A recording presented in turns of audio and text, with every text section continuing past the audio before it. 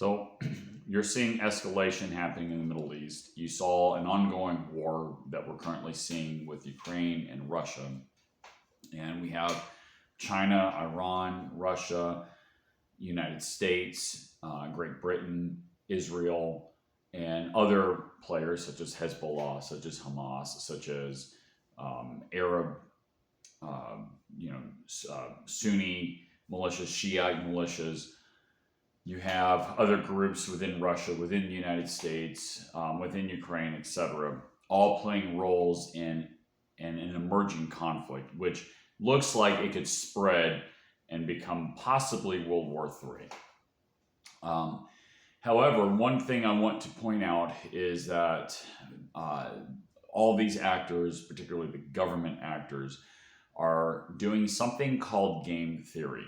And what that is they assume that the other side is rational, and they look at what kind of response that they are likely to do given the situation that is unfolding. So you have corporations like the Rand Corporation, for example, who war game this stuff out. So they say, okay, if you take action A, you're likely to get responses 2, 6, and 7 from this person. If you take action B, you're likely to get responses 6 and 4, et cetera, et cetera. It's like you have this grid, and it's kind of like the prisoner's dilemma, which is a very basic example of game theory. So if you have two people committing a crime and the police separate the two, and if neither one of them cooperate with the police, then they both get off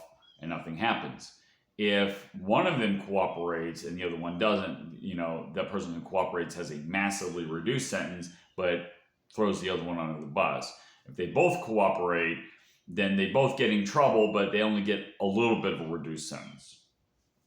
And so the idea is that, again, people are rational. In that circumstance, that's why police, by the way, separate everybody when they start doing their questioning, is because they expect people to operate rationally. And that's what's happening here with the conflict in the Middle East, and also what's going on with Russia, is that the Russians are expecting the United States to respond rationally. The United States is expecting Russia and China and Iran to respond rationally. So they look at their capabilities, they look at, this is what we need to do to